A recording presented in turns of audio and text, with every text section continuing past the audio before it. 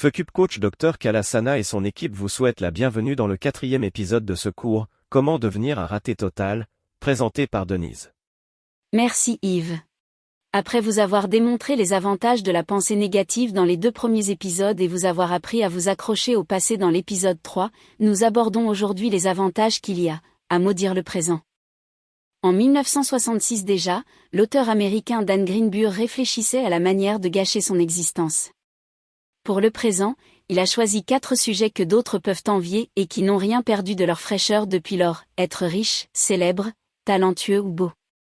Si vous possédez plusieurs de ces qualités, vous disposez naturellement de meilleures conditions de départ pour vous sentir mal dans votre peau. Voici quelques-unes des suggestions de Greenburg à cet égard. Si vous n'êtes pas riche, pensez au fait que les gens riches n'ont pas à travailler quand ils n'en ont pas envie, qu'ils peuvent acheter toutes les belles choses dont vous rêvez mais que vous ne pourrez jamais vous offrir, et qu'ils peuvent insulter tout le monde sans craindre de conséquences. Et si vous êtes riche, mettez-vous en colère contre tous les impôts que vous avez payés et toutes les personnes qui vous en demandent toujours trop.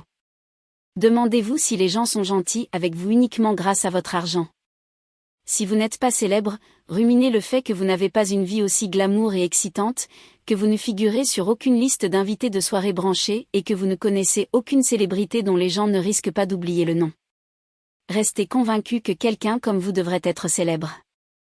Et lorsque vous êtes célèbre, vous vous en voulez de devoir signer des autographes en permanence, de ne plus avoir de vie privée et de vous torturer à l'idée qu'il est dangereux d'attirer l'attention, d'être un gibier pour la presse et de craindre constamment d'être remplacé demain par des gens plus jeunes, plus séduisants et plus talentueux. Cela nous amène au sujet du talent et de l'apparence. Si vous n'avez pas ce genre de qualité, pensez au fait que les personnes talentueuses se font toujours dire à quel point elles sont géniales, que leur travail leur survivra et qu'on se souviendra d'elles pour toujours. Si vous avez un talent particulier, mettez-vous en colère contre tous les détracteurs qui n'ont aucun talent et qui sont juste envieux. Pensez au fait que vous devez constamment vous surpasser pour rester au sommet, et demandez-vous si vous ne commencez pas déjà à perdre votre talent. Si vous n'êtes pas une belle personne, pensez au fait que tout le monde est beaucoup plus gentil avec les gens beaux, que vous pourriez porter n'importe quoi si vous étiez au top de votre forme, et que vous seriez superbe même en jean et en sweatshirt. Et pensez au fait que les belles personnes ont confiance en elles, et qu'elles ont des emplois, des amants et des conjoints beaucoup plus facilement et mieux rémunérés. Que les personnes l'aident. Mais si vous êtes une beauté, vous vous inquiétez peut-être beaucoup plus des rides, des cheveux gris et des calories que les personnes peu attirantes. Souffrez de voir votre intelligence et votre sensibilité négligées parce qu'on ne vous considère que comme un objet décoratif, et pensez à combien vous souffrirez encore plus lorsque vous aurez perdu votre attractivité plutôt que si vous ne l'aviez jamais possédée. Tout ceci concerne les écrits de Dan Greenburg.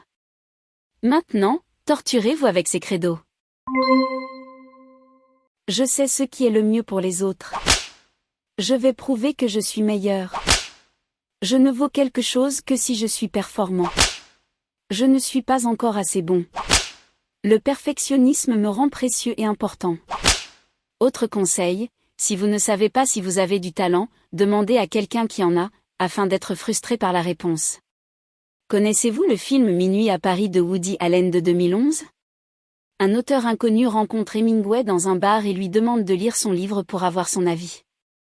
Hemingway refuse sous prétexte qu'il déteste le livre. Mais vous ne l'avez même pas encore lu, remarque l'auteur, légèrement agacé. Hemingway répond que si le livre est mauvais, il le détestera car il déteste la mauvaise littérature. Et si le livre est bon, il serait envieux et le détesterait d'autant plus. Et à propos de l'attractivité, nous ne voudrions pas vous priver des résultats d'une étude scientifique. En 2017, des chercheurs de l'université de Harvard ont étudié si l'attractivité d'une personne influençait son statut relationnel.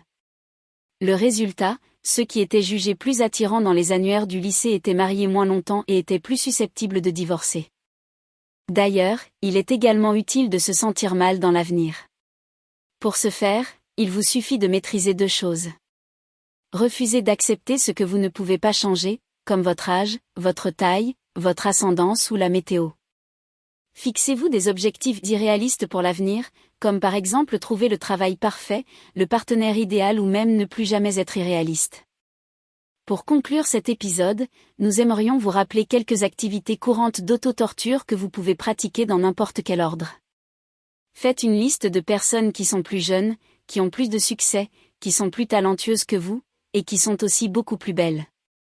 Demandez à Alexa de jouer la musique appropriée.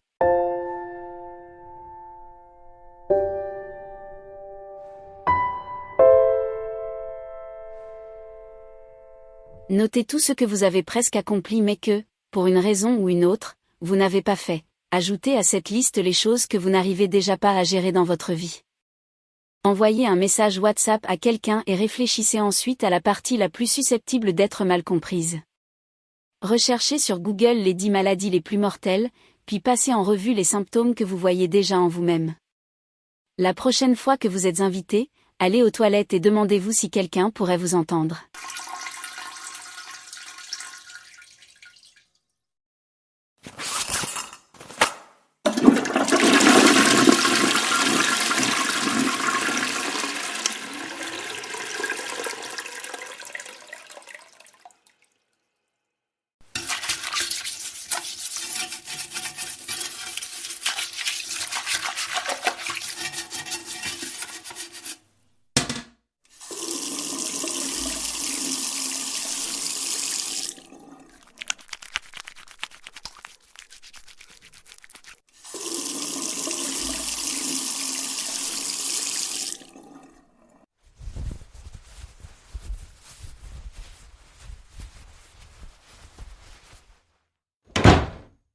Lorsque vous partez, pensez à ce que les autres disent de vous en ce moment même. Maintenant, torturez-vous avec ces credos. Je sais ce qui est le mieux pour les autres. Je ne laisse pas les autres se mettre en travers de mon chemin. Je n'ai pas besoin d'aide. Je dois me débrouiller tout seul. L'importance du changement est surestimée. Mais attention, comme toujours, nos suggestions ne sont que des incitations afin que vous puissiez créer votre propre collection de sujets à maudire, probablement plus pertinentes. Vous avez écouté le 4e épisode du tutoriel « Comment devenir un raté total ». Dans le prochain épisode, vous apprendrez comment devenir un étranger pour les autres. Écoutez la version sans publicité sur Apple Podcast maintenant. Visitez le site web fucube.coach pour en savoir plus sur le Dr Kalasana et son équipe. Et pour nous faire savoir si vous appréciez ce tutoriel et ce qui pourrait éventuellement vous manquer, nous attendons vos commentaires sur votre plateforme de podcast préférée. Merci.